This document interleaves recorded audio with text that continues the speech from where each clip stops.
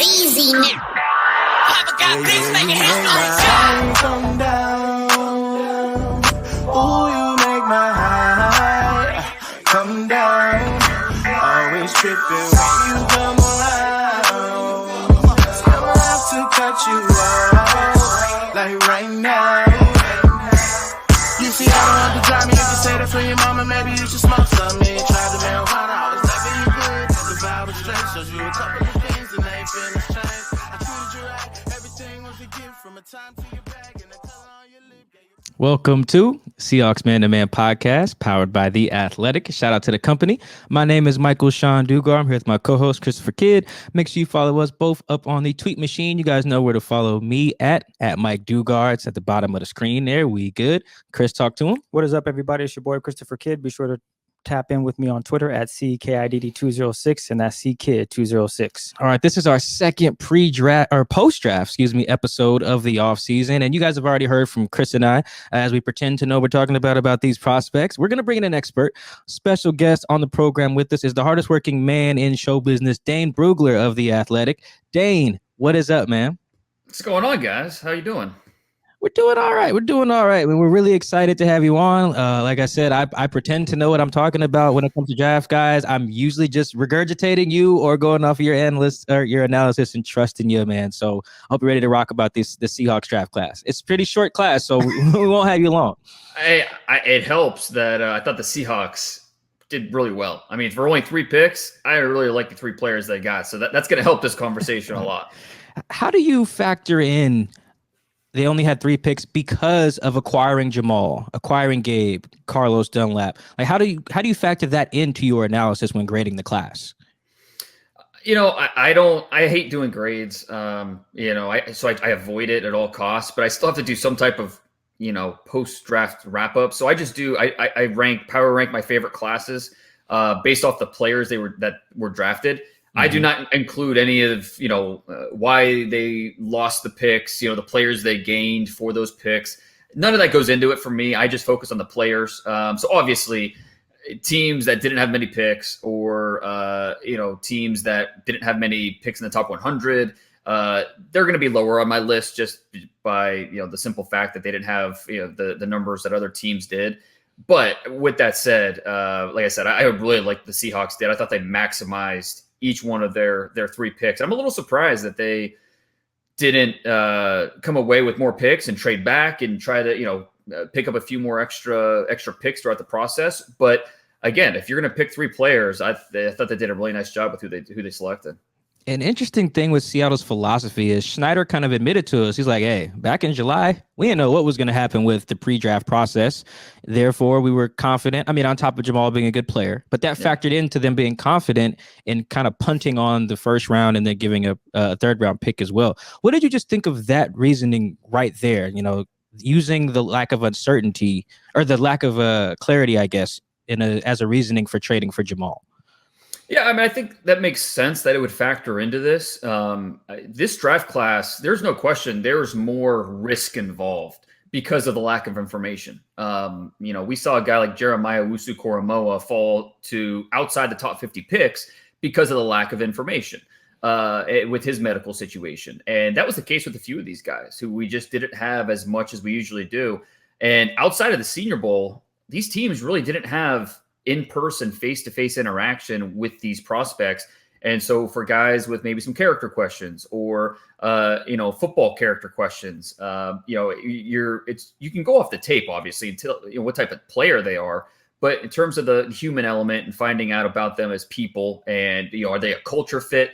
Are they going to, vibe with what we do here? It was just tougher. You're missing those 30 visits. Those are huge that teams use every year to bring guys into the facility. Some guys, they leave the facility and, cross their name off the list. They're just not a fit for whatever reason. Some guys, you fall in love with and say, we need to come away with this guy in our draft class. So the lack of information in this class, I could certainly understand where some teams would look at it and say, well, we want fewer draft picks this year. And we saw several teams that I think are very smart and forward thinking make it a priority to add picks for next year. The Browns did that. I think the Eagles did that. A few other teams I think Seattle would have if they could have. I don't think they had the necessarily draft capital to do it.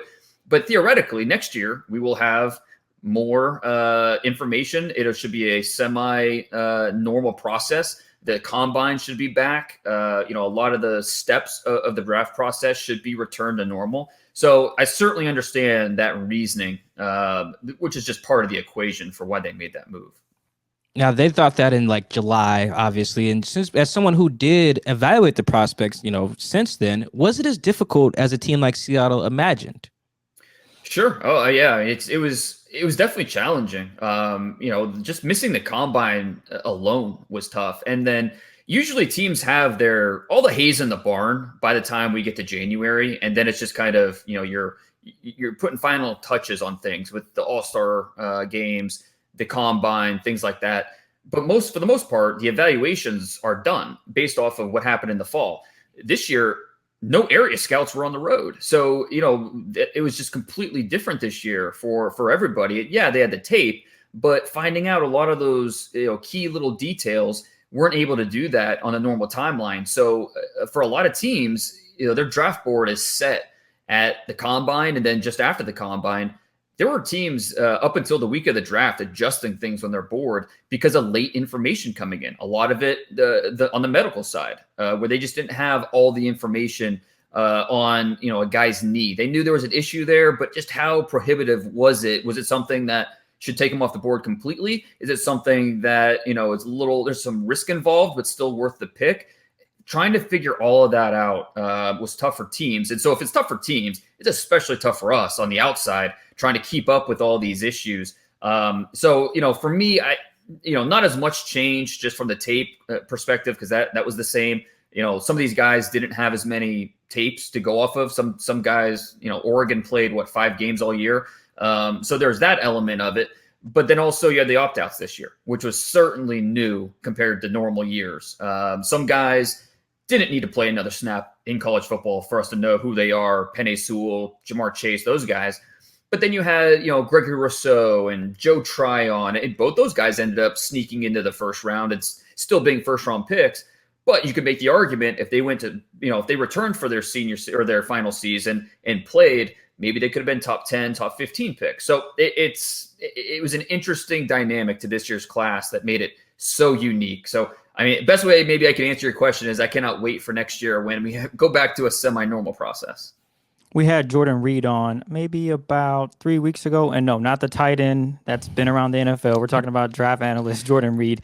And he talked to us about lottery picks and how the Seahawks will definitely trade to get more picks. And ultimately they didn't. They stayed with the 3, which shocked Mike and I and probably yourself.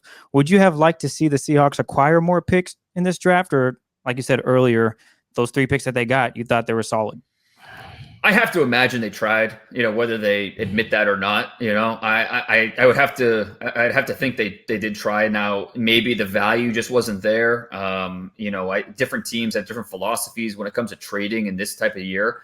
But I think they probably looked at the 3 players they got and said, okay, we weren't able to trade back, but we got 3 really good players. And so, even if they did have a trade on the table, maybe they thought the value of who they got was too good to pass up. So I think when you factor that in, the 3 players that they got, they got 2 players that were on my top 100 and 1 player that really just missed. So I think from a value perspective, even though they did not get more than 3, like we thought they probably would, they did get 3 good players.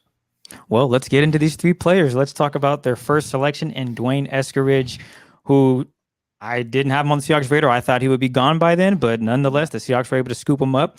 What separates Eskridge from all the other slot guys, whether it be size, speed, you name it? I think he's a true 3-level threat where not every wide receiver, especially in the slot, can say that, especially guys that were, sub 5'10", receivers. And D'Wayne Eskridge, he's not a big guy. He's 5'9", 190 pounds, but he snatches the ball really well away from his body.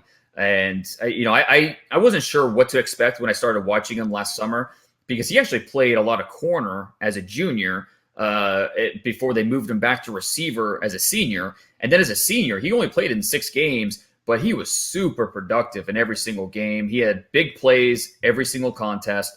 And the speed is obviously what stands out the most. I mean, guys couldn't cover him at the Senior Bowl practices. He got open at will, and that showed on the MAC tape as well. But again, he catches the ball really well away from his frame, and I think that's really that's a big deal for guys that are small, because if you're 5'9", obviously smaller target for quarterbacks to throw to, but if you can catch the ball consistently away from your body, then all of a sudden that catch radius starts to expand, and maybe you're not looked at as a 5'9" guy anymore by evaluators. So I love his compete skills. You see that as a blocker. He blocks a lot tougher. He blocks tougher than Terrace Marshall, who's one of the bigger receivers in this class. He also has return ability, can play on special teams. So, there's a lot to like about D'Wayne Eskridge and what he will bring to this team. Well, Pete Carroll will love him blocking, because you can bet the Seahawks are going to get back to the run-style offense that Pete clamors about. And did your view at all change after the Senior Bowl, after witnessing what he did in the Senior Bowl to now? He helped himself a little bit, I would say, just because, it's one thing to get open consistently on the MAC tape. But, okay, how do you do against some of the better senior corners in this draft class? And he did it at will. So, yeah, no question. I thought he helped himself down there in Mobile. Watching him, I mean, I was, 20 feet from him sitting in the stands, watching him, show that dynamic athleticism, whether it's, explosiveness at the stem or just straight speed, stacking receivers, winning vertically, and doing a really nice job tracking the football and then putting it away. He's so natural at that. So he was a big-time track guy in high school. But this isn't just a track athlete. This is a football player and a guy at receiver, I think, showed a little more polish than I was expecting going into a senior year. And how do you finally see him fitting within the Seahawk offense, knowing what the Seahawks like to do and how he can be used and effective in this offense with Ty Lockett and DK Metcalf? Well, I think that, this offense, it has 3-level concepts. And so I think that's what Eskridge can give you, where you don't have to necessarily pigeonhole him as, he's your underneath slot guy, or, he's your 9 route, vertical threat. You can use him on these different 3-level concepts, and, those high to low reads that Russ will do. He can give you a little diversity when he's on the field. So defenses aren't going to know exactly what the Seahawks are doing when he's out there, whether it's a slot, whether it's outside. And his ability to turn those small plays into big plays, I think that's something that could really play a part in him getting on the field early in this offense. The other surprise, actually, the Seahawks are just a surprise, man. No one knows what they're doing in the draft. They asked me to do like a pre-draft thing, like predicting what the Seahawks were going to do on day 2. And I was like, guys, I don't know. No one knows what the Seahawks are going to do. We definitely didn't think that they would take a 5'9" outside cornerback in Tre Brown in the 4th round. You said you liked him. John Schneider's liked him so much. He said if this guy was 6'2", he probably would have been in the top 10. Is he that type of talent? Do you agree with that assessment? Yeah, I think that's fair. When you watch Tre Brown, the thing that you love about him more than anything else is just the compete skills. I mean, this guy gets after it consistently from start to finish. He's the type of dude that he takes it personally when a completion happens on his watch, and so he really gets after it. And you love the compete skills, the aggressiveness. Now, sometimes a little too handsy. Sometimes he needs to dial it back a little bit. But you'd rather your guy be over aggressive and you have to kind of reel him back, as opposed to the opposite, where you're trying to get him to be more aggressive. So you really like that about him. This is another guy that he goes down to Mobile, and he jumped off. Well, I shouldn't say the screen, since I was watching him in person, but you couldn't help but notice him going up against these receivers, playing through the football. Really making it tough on these receivers. And it's tough for those corners in those one-on-one matchups when you're going against top-tier receivers and you don't know what's coming. You're out there on an island. And I thought Tre Brown held his own more than just about any other corner that was there. So he was impressive. Is it silly to say I see a little bit of DJ Reed in this athlete, considering what we saw with DJ Reed last season? Just be like, oh, I kind of understand why Pete and John might have made that move. Yeah, I think that's fair. A little bit of closing burst, the way that he, the transitional quickness where, he can flip his hips and be in position to make plays. You love the pursuit effort where he's going to show up in run support, not afraid of that. So even though he is small, he doesn't always play small. By NFL standards, he's small, under 5'10", 185 pounds. but he's so aggressive. And sometimes, again, that's a double-edged sword that'll work against him at times. But you love the way he competes, and he has the athleticism to make up for some of the lack of size. He usually, you want corners that have at least 31-inch arms, that are at least 5'11".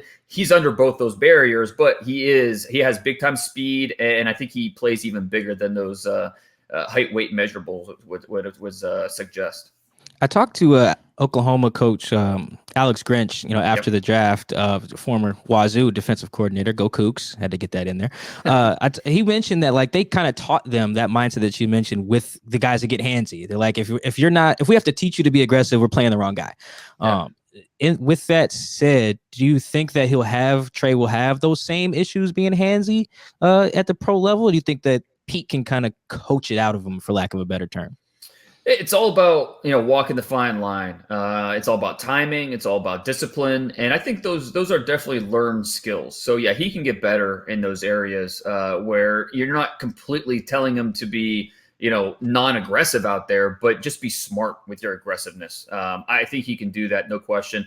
I think what I love more about Tre Brown than anything else is in big games, he showed up. You look at the last 3 Big 12 championship games, he showed up. He made huge plays in all 3 games, whether it was, the game-sealing interception against Iowa State last year. He had a chase down against Baylor and the year before that. And then he had a sack safety against Texas 3 years ago. So every single year in the Big 12 championship game, he was making big plays. And so, he was a huge part of that defense at Oklahoma. And I won't be surprised at all when he's able to carve out a nice little career for himself in Seattle.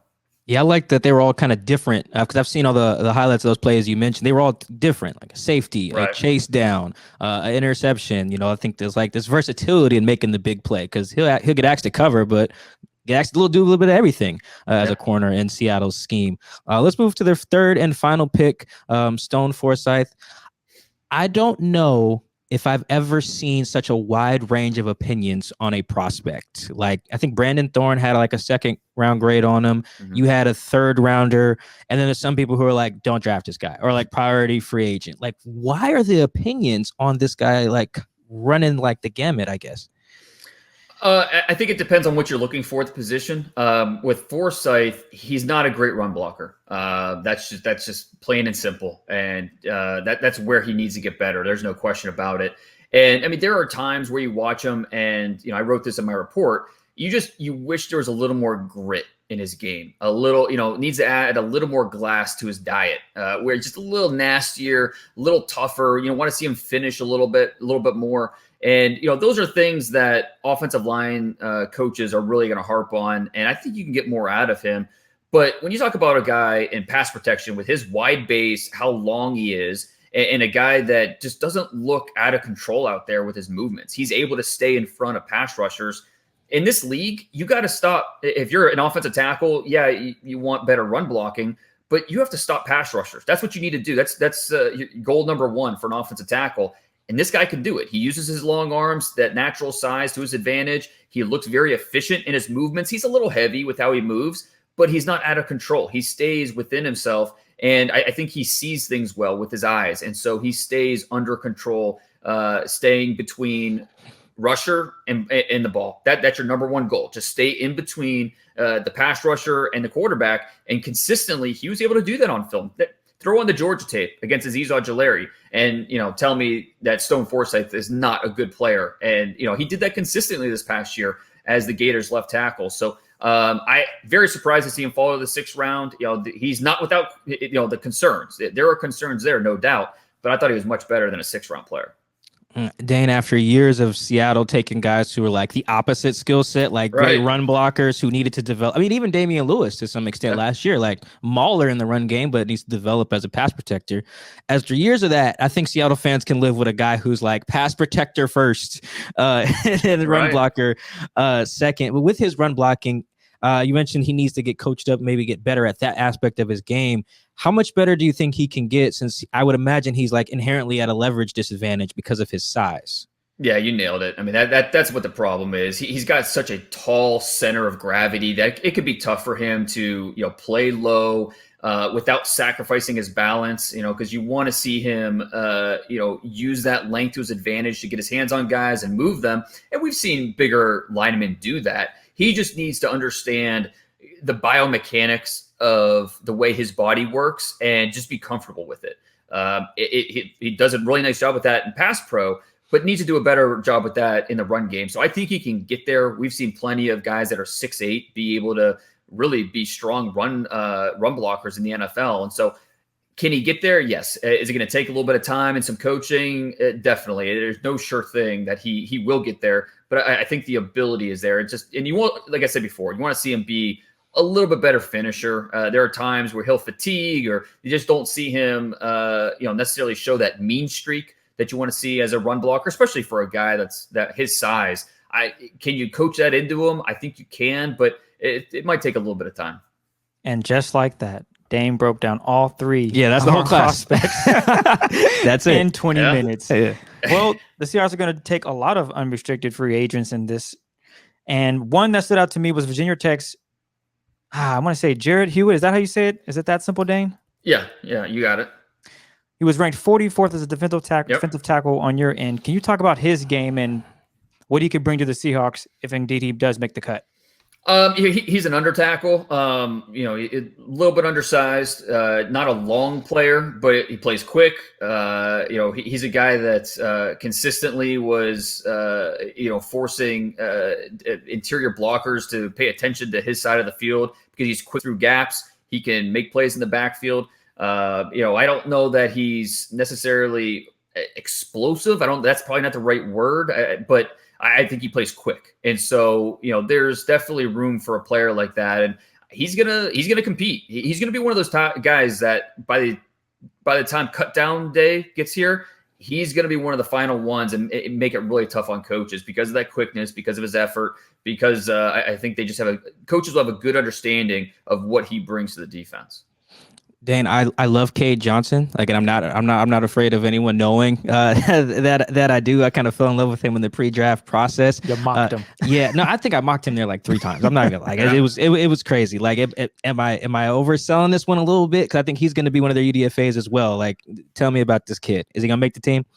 I don't understand why he didn't get drafted. It makes no sense. And I get it. He's undersized. He's 5'10" and a half, 184 pounds. Coming from the FCS level, but this is a guy that's used to overcoming odds. I mean, he was a walk-on at South Dakota State, and he's had to work for everything he's gotten up to this point. Being undrafted is not going to phase him, and so if you told me that fast forward to the future and him and Russ have this awesome chemistry in camp, wouldn't be surprised at all. That's what Cade Johnson is. He's a quarterback's best friend because he's so good at finding the void in the defense and then just being a reliable target. No one could cover him at the Senior Bowl. He did an outstanding job there, catching everything thrown his way. He's a natural hands catcher. He's got return experience. Now, he is a little limited in what you're going to ask him to do. He's a slot-only type of player, and he's a little undersized. He doesn't have the body power that you want. He reminds me a lot of Dennis Northcutt when he was playing for the Browns 15, almost 20 years ago, which is kind of crazy. But he's that type of player. And so I shocked he didn't get drafted, but I think he could develop some quick chemistry in that offense and be a guy that's an asset. Looking forward a little bit, because, I mean, we literally have covered the 2021 class. Seattle did pick up an extra 4th-round pick in 2022 in the Jamal trade. So they're short a first-rounder, but picked up an extra pick later on day 3. I believe the number of guys who signed with agents this year, draftable guys, was like under 700. And I think it's usually like in the 1600s, 1700s or something like that. I read that as there's going to be a lot of depth and value picks in next year's class. Does that help a team like Seattle, who should have a bunch of picks next year and an extra 4th-rounder to play with as well? Yeah, and that's a great point because you look at next year's class, and not only should we have more information on next year's draft class, but it's going to be a much larger pool. And you laid out the numbers. It's just from a pure volume standpoint, it'll be better to have more picks next year because theoretically we'll have better players deep into the draft. And, talking to a scout on Sunday about how things played out, and he mentioned how a lot of those 7th rounders this year in normal years are PFAs. And that's just the fact. And so this year, when we had fewer, we still had a lot of good players in this draft, through the top 100 into the 4th round, 5th round. But normally it's a much deeper class, where next year that's what we're going to have. I mean, I know some scouts have mentioned to me that they hope the NFL adds an 8th round to next year, because the numbers are going to be there in terms of the players. And so add another round for a 1 year, for 1 year, just because with all the players having that extra year of eligibility at the NCAA level, a lot of guys went back to school. And so a lot of guys probably made the right decision to go back to school and get better. But it's going to be, the competition is going to be so tough for a lot of those late round guys that usually be 6th, 7th rounders. They're going to be PFAs next year. So because of that, having the extra 4th, no doubt that'll help a team like the Seahawks. Yeah, I don't think Pete Carroll would mind at all if there was an 8th round. Like, he would just love it, because he's like, yeah, a chance to compete. Let's compete in the 8th round. Yeah. Now, the last question before we get you out of here, man. How do you think Seattle's class stands up against other teams in the NFC West? I know you didn't give the Rams a high rank, I don't think, but how does Seattle stack up with everyone else? Yeah, the Rams, I mean, they were at a disadvantage too, not having a 1st round pick. And Tutu Atwell, I thought in the 2nd round was a little early. He's 149 pounds, and he's a little limited with how, but he can fly. So that'll be interesting to play. I did like their 4th round picks. Been a big Jacob Harris fan from the start, and he's making me look like I know a thing or two. So I appreciate the Rams and Jacob Harris for that. But I didn't love what the Rams did, although I thought they had some decent picks on day 3.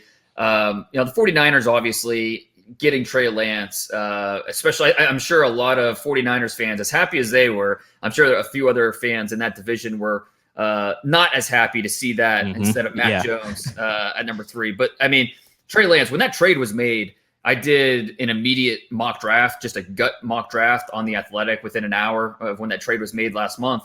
And I put Trey Lance at number 3 because to me, that made the most sense. I mean, he's so unique when you talk about the package of skills, size, athleticism, arm talent, toughness, intelligence. For a 20-year-old at the FCS level, it's just an unprecedented evaluation. But I thought that fits exactly what Kyle Shanahan wants. And so I think Trey Lance, that's going to be really fun to see how early he's going to get on the field, how the dynamic works with Jimmy Garoppolo and all that. But then how many starts he's going to have. So I'm excited to see that. I thought their other picks for the 49ers were solid. Trey Sermon, they traded up to get him, which was interesting. This is an offense that usually, waits on the running back position, but they obviously see something in Trey Sermon that should be a good fit. They got good value on day 3 with Jalen Moore out of Western Michigan and Elijah Mitchell out of Louisiana. So really liked what the Niners did. And then who are we missing? Arizona. Yeah. I'm excited for, one of my favorite, maybe not favorite, but it just fits that I think I'm most excited to see is Rondale Moore and how he fits. I like him. You can already hear the Murray to Moore connection and see it and how that's going to be a lot of fun. They were looking to get more dynamic from the slot position. They certainly did that with Rondale Moore. Zaven Collins, man, Steve Keim can't help himself. He loves those hybrid defensive players, and sometimes they work out, sometimes they don't. So it'll be really interesting to see how the Cardinals plan on using Zaven Collins, because he's a talent, but you need to use him the right way. So, I don't know that there was a clear, probably the 49ers, if you're going to pick a clear winner in that division just because of what they did at the quarterback position. But I don't know that any of the 4 teams really, stood out more than another. The Seahawks obviously at the bottom just because of the only 3 draft picks. But, what are you going to do? Yeah, I think the Cardinals are making it very clear they want to play positionless football on defense. Yeah. And as Coug alumni, it sucks for our guy Deion Buchanan. Right. He's he got drafted way too early in that system because he would kill it, I think, in there selfishly. Dane, that's Dane Brugler, ladies and gentlemen, the hardest working man in the draft business, and knows his stuff. Go read The Beast, then read it again. then read it again. Make sure you go to The Athletic and you follow Dane. I wake up and read Dane stuff all the time. It makes me feel smarter and nerdier. Dane, we know you are a busy man this time of year. Thank you so much for gracing us with your presence on this episode. Anything you want to plug or a shout out before we get you out of here? No, I'm excited. I got T-ball practice later today. I'm excited to get back to normal life. So, nothing really. I've got my 2022 mock. That's up, so people can go read that and get a head start on next year. But that's just kind of a watch list for next year. But no, I appreciate everybody, all their support throughout draft season, getting the beast and checking it out. And so can't wait to do it again next year. Thank you so much, man. Thank you guys for tuning in to the Seahawks Man to Man podcast. Make sure you subscribe to our YouTube channel. And for our audio listeners, make sure you subscribe everywhere that we have our audio as well, The Athletic, Spotify. You guys know the drill. Thank you so much. We'll catch you guys next week. On that note, we're out.